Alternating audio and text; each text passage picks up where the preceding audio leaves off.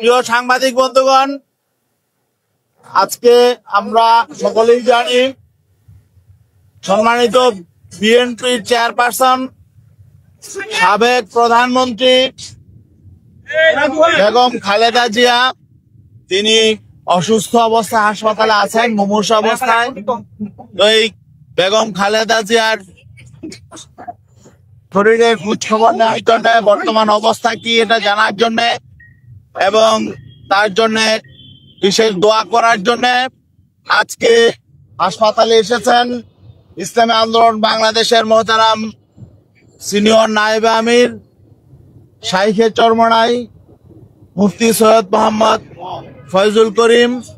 তিনি এখানে ম্যাডাম খালেদা জিয়ার বর্তমান অবস্থা খোঁজ খবর নিয়েছেন এবং তার জন্য দোয়া করেছেন। এর আগেও তিনি বিভিন্ন মাহফিলে সাবেক প্রধানমন্ত্রী বিএনপি চেয়ারপারসন ম্যাডাম খালেদা জিয়ার জন্য দোয়া করেছেন। আজকে সশরীরে তিনি এখানে এসেছেন, তিনি ম্যাডামের খোঁজ খবর নিয়েছেন। এখন তিনি আপনাদের সামনে তার অভিব্যক্তি ব্যক্ত করবেন, তিনি কথা বলবেন। এখন কথা বলবেন ইসলামী আন্দোলন বাংলাদেশের সিনিয়র নায়েবে আমির শাইখে চরমনাই মুফতি সৈয়দ মোহাম্মদ ফয়জুল করিম। নাহমাদুহু ওয়া সাল্লি আলা রাসূলিল কারীম, আম্মা বাদ। ফাউযু বিল্লাহি মিনাশ শাইতানির রাজীম। বিসমিল্লাহির রহমানির রহিম।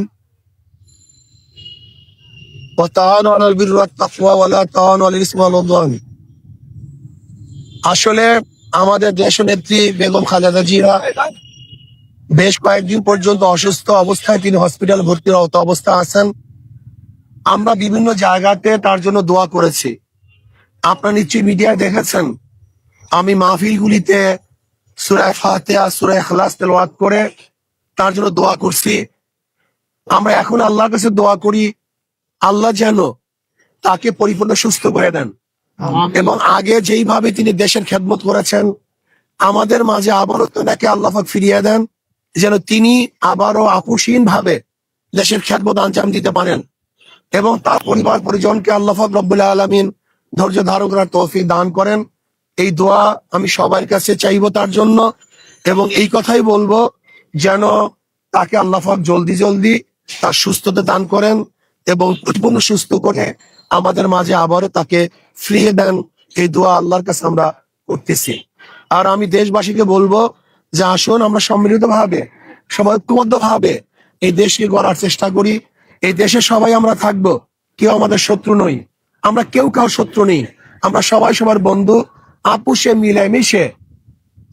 মিলেমিশে সমস্ত আদর্শ, সমস্ত নীতির, সমস্ত ধর্মের লোকগুলি একত্রিত হয়ে আমরা যদি দেশকে সাজাতে চেষ্টা করি, একটা সুন্দর দেশ উপহার দেওয়ার চেষ্টা করি, তাহলে আমি বিশ্বাস করি ইনশাআল্লাহ অবশ্যই আমরা সমস্ত রাজনৈতিক দলগুলি আদর্শ এবং নীতি ভিন্ন হওয়া সত্ত্বেও যদি আমরা একত্রিত হয়ে দেশকে উন্নয়নের চেষ্টা করি তাহলে অবশ্যই ইনশাআল্লাহ আমরা দেশকে উন্নয়ন করতে পারবো। আল্লাহ আমাকে এবং আমাদের সবাইকে এই দেশের কল্যাণের জন্য, দেশের ভালোর জন্য সবাইকে একত্রিত হয়ে কাজ করার তৌফিক দান করেন। এবং আমি অনুরোধ করব আমাদের বেগম খালেদা জিয়ার জন্য আল্লাহর কাছে দোয়া করবো। আমি একটু দোয়া করি, আল্লাহুম্মা আমিন। আল্লাহ বেগম খালেদা জিয়ার পরিপূর্ণ শেফায়ে কামেল আজিলা নসিব করেন, আল্লাহ জলদি সুস্থতা দান করেন এবং আল্লাহ সুস্থতা দান করে আমাদের মাঝে আবার ফিরিয়ে দেন যেন তিনি দেশে খেদমত করতে পারেন। রব্বির হামহুমা কামা রব্বায়ানি সগীরা।